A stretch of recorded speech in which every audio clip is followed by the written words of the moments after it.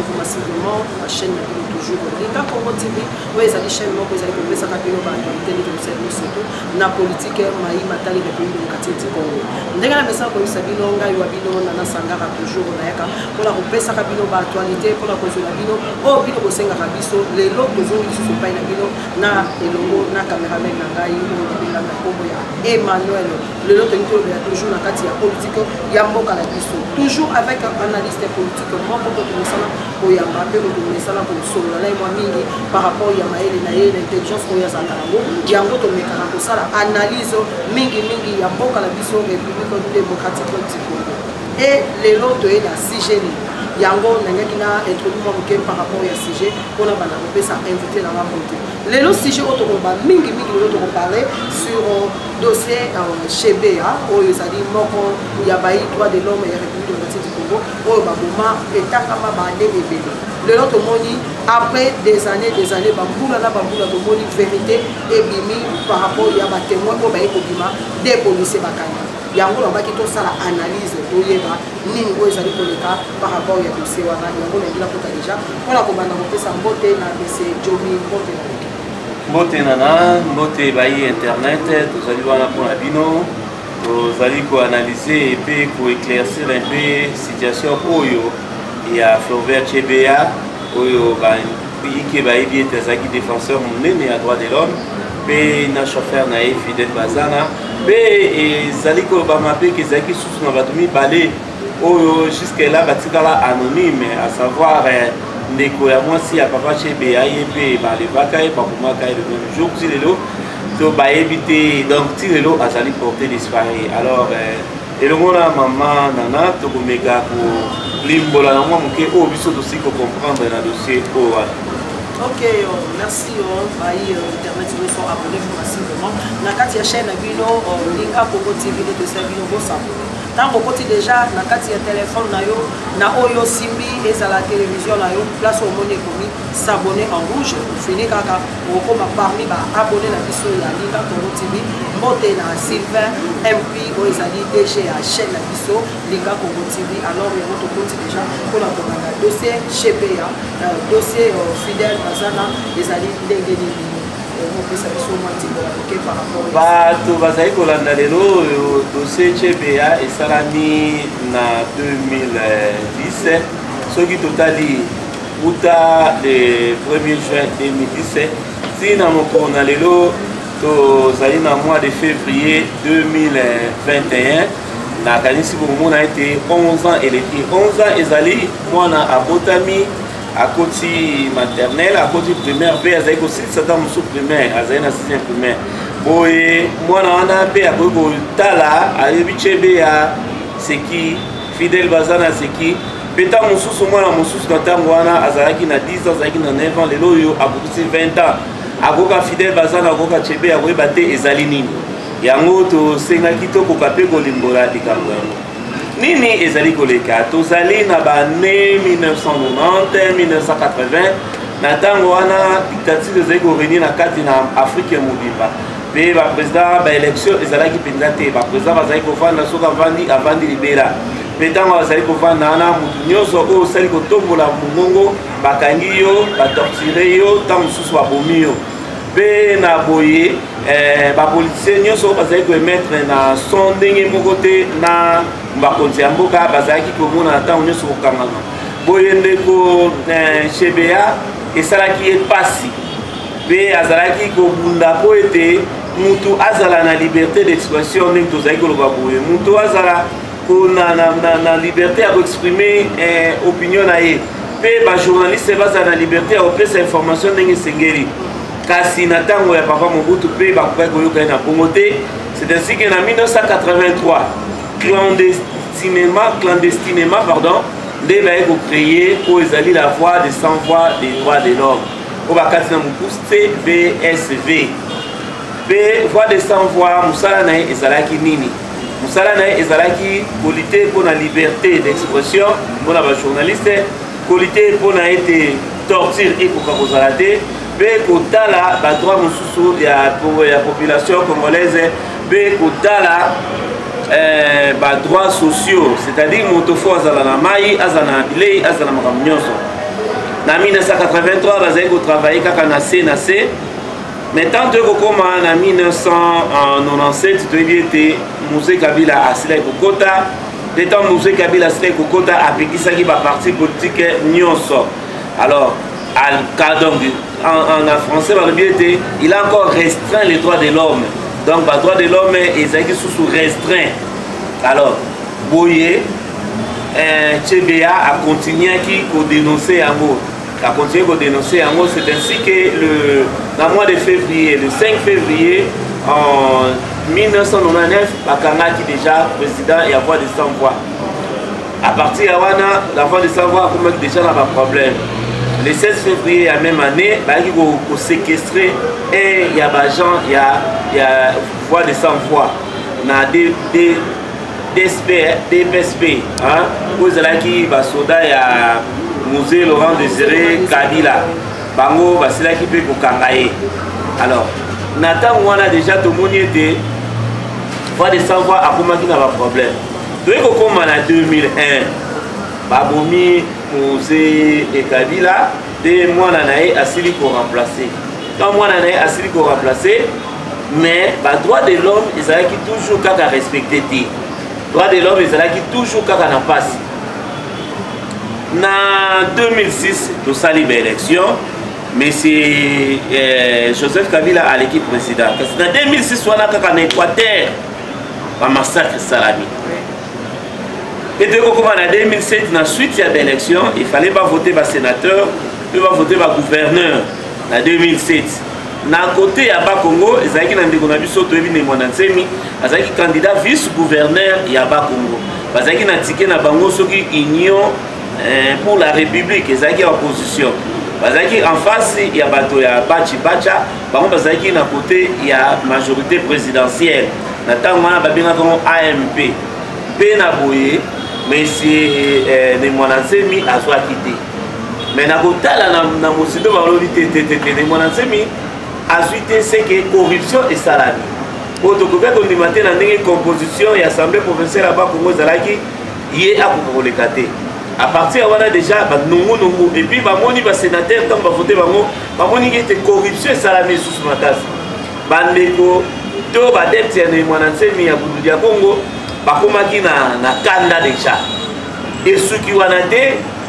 gouvernement en place à l'obi il faut que de perquisitionner soit pour kundola na kati ya ndako ya ne Monansemi pe kotala na ba bisika bato ya Monansemi basamelaka soki babombaka mandoki kuna te oh bato ya Monansemi batali balobi likambo aussi tomoni yango bamonaki yango wapi bamonaki yango na 2005. En 2005, na tango ndeko na biso Coutinho Fernando alobi ete sauvons le Congo kozonga zongi bakangi ye bamenace ye bamoni ke excusez bakoki kokanga ye pamba te isengeli bacréer infraction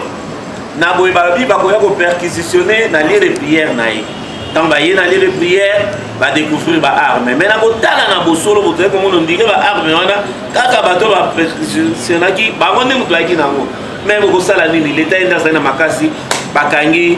Coutinho na katikati ya mbula 2005 babwaki na makala et soki bomote toko koma na décembre 2006 après que bamaponami esi eleki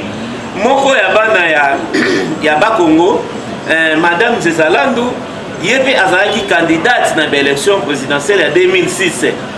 yebe balabi esenge bakende ko perquisitionner pa ina ye baki ko perquisitionner bakuti mandoki bakangiye bagwaki na makala. Alors ne Monansemi akomi kwa moto ya misato ko basengi bakende ko perquisitionner mawa mingi ezali nini bato wana nyonso bazali bato oyo tobengaka banekongo boye bato ne Monansemi balobi te banekongo bakoki kosila boye te bango nyonso baboka bana prison perquisition mais s'interposer. Donc on était à partir du 31 janvier qui nous le 4 février na mboka Matadi mobulu et salami na ndenge ya makasi mandoki ebetami be bato bakufi ebele bakamwana ekomiti na kati ya mboka ya Boma ekeiti na mboka ya Mwanda pe ekeiti na mboka ya Luozi babomi ba l'État congolais yemoko a reconnaître devant le Parlement parce que Natangwana, ministre intérieur Azali Denis Kalume, général Denis Kalume, a sali documentaire mobimba pour la sabama kesa pour babengi sami lokwa ba soda na mwana se mbe bazai ko sala ba entraînement pe à la kisi yango liboso ya Parlement Natangwana ezaki dirigé par excellence Vital Kamerhe les pacificateurs pe aye ko senga nini aye ko senga ba pesa ye ne mwana semi akanga ye boye Vital Kamerhe atali mboka touti kozwa ba élection sika ba massacre de ebandi tozo les susu ba banda ko kanga ba leader politique pamba et ko sa malamu te ye lokola zali pacificateur atie bale na se abomi makambo wana batiki ni mwana nsemi na liberté kasi bayi droit de l'homme bato ya oni bakoti na kozindo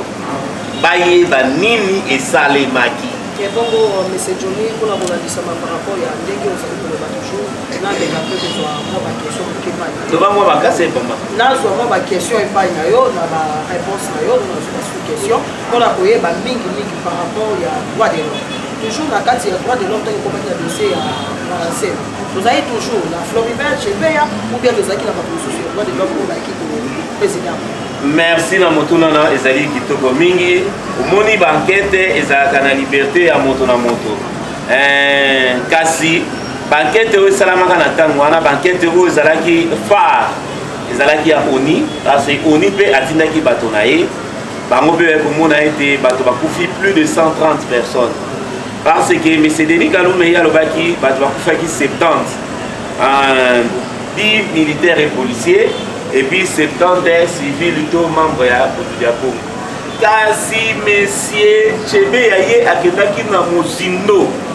akeiti kuna na kati ya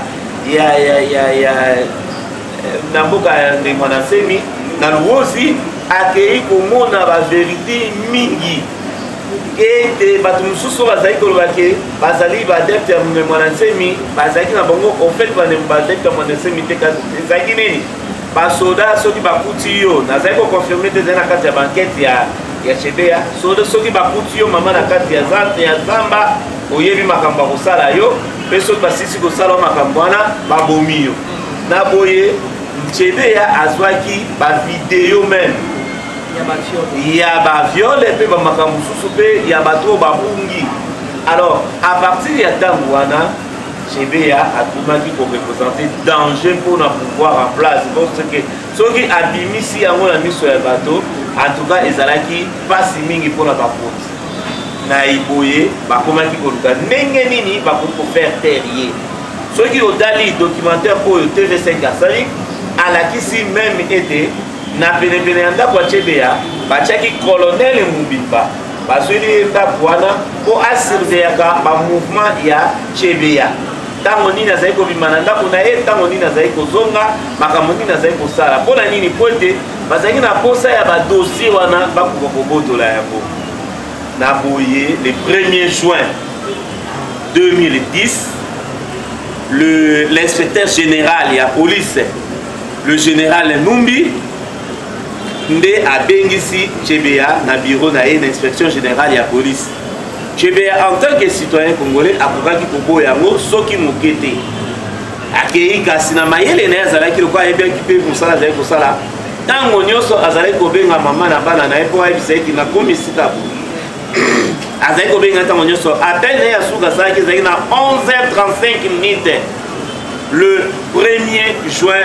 2010 abengi madame ayebisi madame nakomi déjà na inspection générale kasi ndeko John Numbi azali te nafandi nazali kozela ye mpe avandi na kati ya biro ya nani ya major Mwilembwe avandi kuna major Mwilembwe ayebaka ete amoni kaka ndeko na ye aye na moto moko boye ntango aye na moto moko boye nde ntango batikali moto wana se présenta alobi ngai nde Chebea avandi banda 11h35 ti 18h19 na heure wana nde baye korécupere ye epai ya moto oyo akotisaki ye ntango aye korécupere ye atuni o bozali kokende na ye wana alobi te général Numbi akoya lisusu te alobi te okende kokutana na ye na ndako na ye nde babimi kobima babimi Major Milembwe soki bolandi témoignage na ye po ye mpe azali ya kokima ye moto apesaki témoignage moto ya liboso alobi ntango bakomi na couloir ayoki caméra de surveillance na ye esone tititititi atali mbango parce que caméra wana ezali programmé de manière à ce que soki eza na mouvement caméra de surveillance pardon monsieur Johnny caméra de surveillance ya major ou bien caméra de surveillance ya ye moko chebe caméra de tozali na kati ya inspection de police mais chebe ya aye kuna avandaki na kati ya bureau ya major Milembwe alors Milembwe na kati wana nde major wana lokola mokonzi ya basoda azali na caméra de surveillance na ye oyo ezali kotala bale ntango mosusu bango na bakoki kokota ntango mouvement wana ye akoka kozwa temps ya kose prépare na boye ntango mouvement brusque esali mouvement brusque ezalaki nini ntango major wana azali kokende na chebeya bakangi ye brusquement caméra esone major wana kombo na ye ezalaki nani major wana ezalaki kombo na ye Christian Ngoyi ntango akangi chebeya caméra esone major Milembwe akiti mbango lokola bayebani mpe bazali bacollègue na Christian Ngoyi ayebisi me collègue problème nini abi non bapesi biso mitindo toboma ye oboma ye mpona nini te azali na makambo na problème na général John Numbi mpe azali na problème na Joseph Kabila yango wana bapesi biso nani apesi bino mitindo oyo ezali témoignage nazali na support nango audio oyo nyonso aza na mposa nango akoki kotinda message na 082 78 28 740 na kotindela ye yango na whatsapp na ngai 082 78 28 740 mpe major Milembwe atuni ye alobi te ye moko mokonzi na mboka rais atindi to élimine na boye major Milembwe lokola azalaki commandant sans troupe major Christian aza na basoda major Milembwe moyen a réagir ezali te mpe balatisi chebeya sachet ya viva bakangi yango na scotch moyen apema lisusu ezali soko moke te mpe na boye batie na mutuka balobi ke mitindo epesamaki moto nyonso oyo akoakompagne ye mpe asibir le même sort na boye babomi mpe oyo aye chauffeur mpe bamemi bango bakei na ndenge toyoki na concession ya général Adjidja quelque chose de comme ça na ntango wana azalaki colonel lelo oyo akoma général bakei kuna bakundi fidèle bazali mais chebeya moye bakunda ye eza te mpo soki alimwe kaka bongo ekozala mpasi mingi nde bazwi ebembe na ye baye nango na kote ya cimetière ya Beteke mpe bazwi baprudence bazwi bakupomble na manzaka ya pasi batie wana mpona koloba ete ye azalaki na mwasi ya ndumba bayokanaki malamu te kasi na 1h du matin déjà RFI apesi sango ete chebeya akufi mwasi na ye alobi nayebi mobali na ngai na makambo ya basi ya ndumba te mpe baninga ya chebeya oyo bazalaka kovoyage na ye na poto omoni complexe oyo biso tomundi tozala nango baliboso oyoki na poto omoni mindele okolinga mpe odécouvrir mindele kasi chebeya atikala kosalama na ntango na pokwa baninga bake komela ntango masanga koluka mpe baninga wana ya tolo ye azalaki kokende te comment se fait-il possible kaka lelo oyo ake kotala général Numbi abaluka nzela akende koluka basi ya makambo balobi ezali bongo mpe toyebaka yango te basambisa général Numbi azalaki site mwasi na azalaki koloba toujours kasi général Numbi moto akokaki kosambisa ye awa na Congo azalaki te mpona lopete oyo azalaki na yango mutu akoki kosambisa ye kaka oyo aleki na lopete or na ntango wana cour d'ordre militaire lopete ya monene ezalaki sujet mabis colonel Foul or colonel Foul akokaki koentendre général te mpe bazwaki ye kaka bazwi ya titre ya renseignant et pourtant bacharge ebele ezalaki contre ye bazwaki ye kaka titre ya renseignement kasi eloko ezalaki mpasi mingi mama na ntango mwasi ya chebeya azali kolela mobali na ye na ntango mwasi ya Fidèle baza nazali kolela mobali na ye tomoni bamama mosusu mpona raison ya ekolo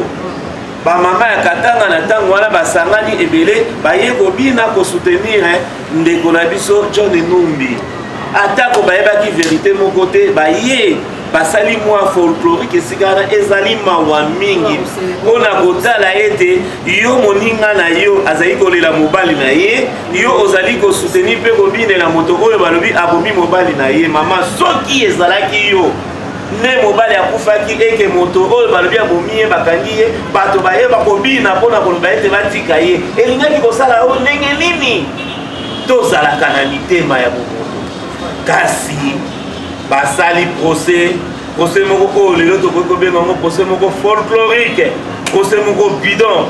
na suka na yango bakondana 4 policiers parmi les 4 policiers oyo wana baoyo vraiment bazalaki na mutu ya likambo bakondane bango te bakondane lokola major Mwilambo oyo ayambaka Chebeya et pourtant ayebi ye azana témoignage na ye pe à partir ya wana baprotégeaki bapolicier oyo bazalaki na kati ya opération balongoli bango na Kinshasa batindi bango na Lubumbashi mpe kuna na kati ya Lubumbashi bazalaki na sécurité monene ntango nyonso likambo wana ezalaki kobetama bazalaki kosala nini bake na bango na ferme ya général John Numbi ferme ya général John Numbi oyo boyebi esika ayambaki bana ya Katanga ntango balongoli awa atikala kosala remise reprise te ntina mokolo lelo batinda obe ministre Ilunga Lukamba akende kobenga ye akoka komema ye na Kinshasa te ferme wana toyebi te soki ezali plus ke Kingakati ferme wana toyebi te. En tout cas, M. Djomi, on tombe quand même au peu maman moqué. Baye internet de nous oyoka somo ya bisoro de tout ça pour le kawa tu sais chez Beya donc les alliés moi pas si mingi na bayi bino la police o bozaka toujours la kosa mosala ndenge esengeli ko ya kokende OK na boye merci na président Fachi pour le même so état de droit les nous sommes na état de droit lelo et mais qui un peu pour rattraper les sources de comme qui la témoignage nous devons continuer dans M. Djomi toujours dans le but de comme bala depuis France abonne-toi dans le but à Roma Coco de cacher depuis Belgique bon s'abonner toujours à Katia Linga TV les amis chaîne au Bata Robé ça radio banioso pour la politique ya mboka na biso ya ngoma na mboka na boye lokolo utikoloba tango président Fachi aye makambu emingani moke tomoni ete major Christian oyo azalaki kobomba makaka na mboka na biso atako justice ekondanaki ye presque par contumace mais ye azalaki toujours na Katanga tango président Fachi aye tomoni le 3 septembre 2020 bakangi tango bakangi na katete na Lubumbashi basoda oyo mibale ozali kotanga kombo oyo bazalaki oyo apesi témoignage bamoni ete soki nzete ya mai eziki biso banzete ya kokao soki mokonzi bakangi eseke biso mpe bakokangama na boye baluki nzela bakimi babimi mboka nde bobima babimi na mboka kuna babi ete biso tokotambola na makila ya motu na motu te eke biso tozali baexécutant tokoki kotambola yango te yango lelo oyo tomoni ete minoko efungwami bakomi koloba mpe koexplike ndenge nini basalaki opération wana tolobi ete makambo yango balobi ezali vérité de l'évangile tolobi te ke makambo yango balobi ezali ya lokuta mais tozali kotenir na bafe le fait ezali nini d'abord premièrement Chebeya akufa nyonso oyo tokoloba ekosekisa Chebeya te deuxièmement Chebeya akufi azalaki étouffé bakanga ye mpe autopsie mpe etalisi ete azalaki étouffé troisièmement babengisaki ye epai ya général Numbi effectivement quatrièmement chauffeur na ye atikala komonana te ntina mokona lelo epuis so tozali kokontinue tokomona ete bafe ebele ezali komonisa ete basoda mine oyo bango bakondanaki mama eloko nini ekotinda basoda mine bafandi na bango kaka bakende kokanga moto ya bato baboma ye bazwi ye mbongo te bazwi ye biloko te po moto aboma wana ifo azala na bamobile oyo tobengi na criminologie bamobile oyo ezali kopesa ye ke esengeli aboma epuis totangi toujours na terminologie balobi à qui profite les crimes liwa ya CBA ezali koprofite na nani tomoni ete nsima liwa ya CBA ndako na ye ezalaki perquisitionné biloko nyonso ya compromettant contre le régime bazwaki yango ozali kolanda bazwaki yango tomoni ete à partir ya wana babelaki mai bapemi bayebi ete dossier ya bundudi ya Congo massacre esali nini ecoli dossier ya massacre Équateur esali nini ecoli kasi soki otali yo komona banani bazalaki nsima liwa wana po ete basoda wana mine bapesa bango ata mbongo te soki basoda wana mine basalaki yango mpona mbo bazwa mbongo te. Monsieur Djomi, moi éclaircissement ke mona balandi biso soki bazolaka biso basoda oyo mibale bapesi témoignage wana bapesi yango par audio ndenge bakinelaki ou bien bameki oyo mpe bozonga lisusu nde tobakamaki na moto te na bakati te na ntango oyo tozali koloba bazali a na Congo te bazali na libanda ya mboka yango omoni balobi mpe bango balobi ete bazali prêt bakoka kozonga na mboka mpo bakoka koporte témoignage wana devant les juridictions ekosenga sikoyo nini ezali kosenga bafongola lisusu dossier wana tribunal ese resaisir na dossier mpe bakoka kotinda mandat bato wana baya baassurer sécurité na bango mpona nini po soki baassurer sécurité na bango te baye lelo lobi boyoki o amibomaki po ete akokaki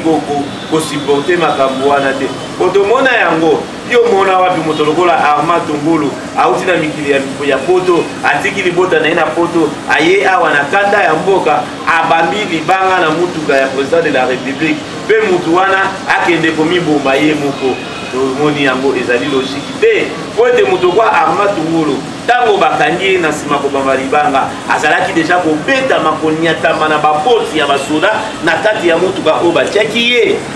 azalaki susu na makasi te ya kokanisa ete akende komiboma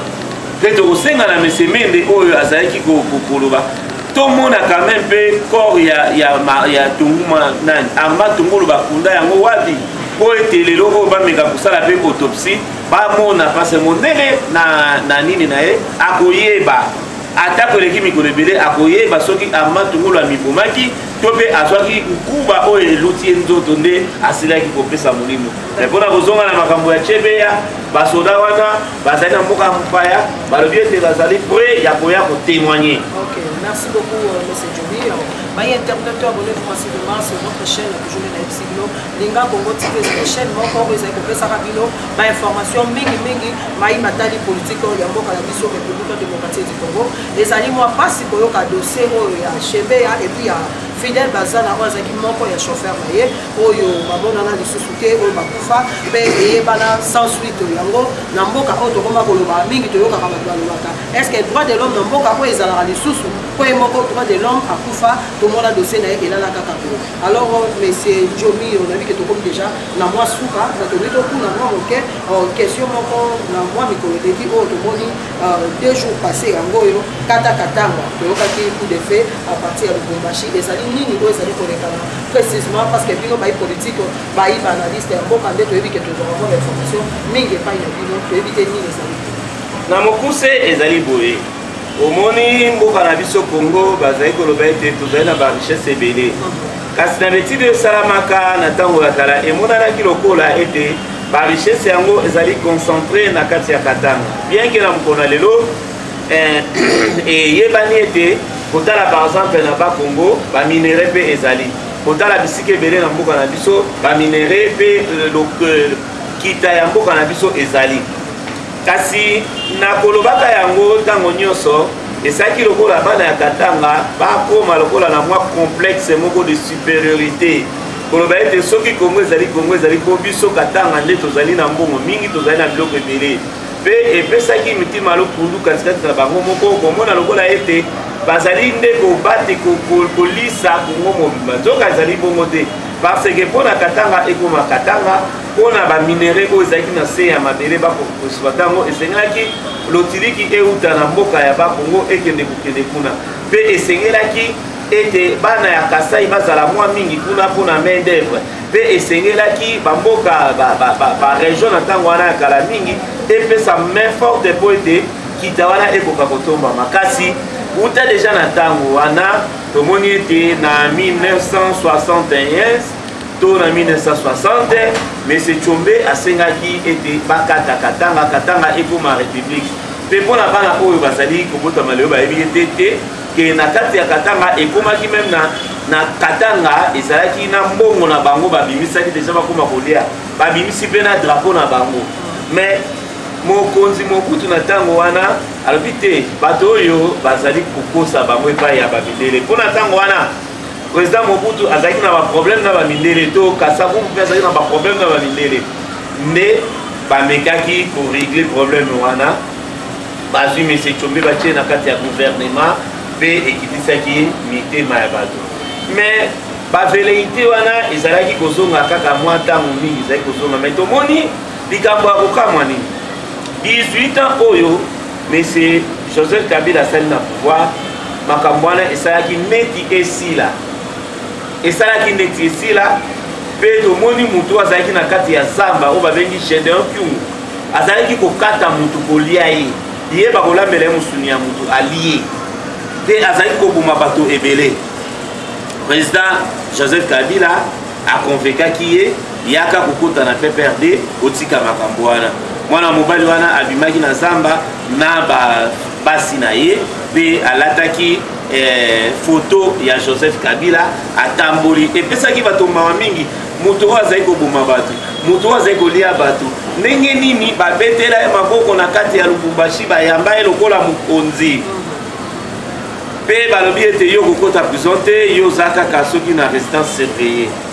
mpe lelo oyo akima azonga mboka bandeko na biso ya PPRD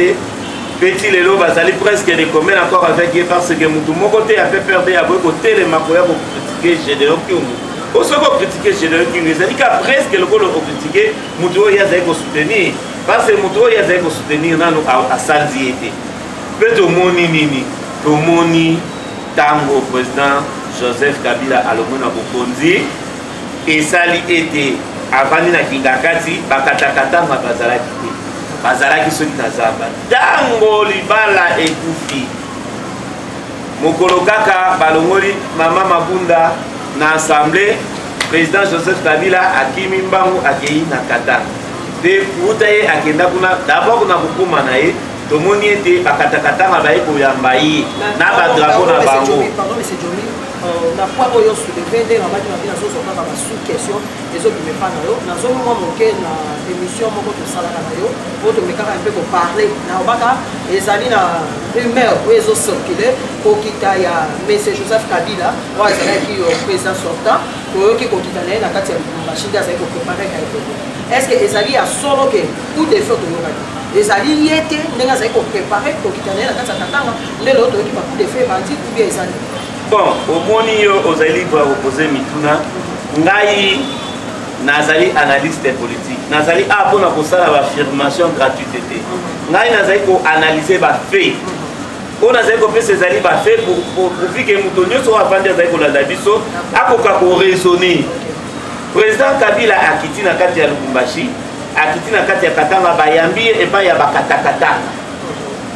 nsima na yango basali badiscours mpona koloba ete président Kabila azongi na kati ya mboka na ye bakebisi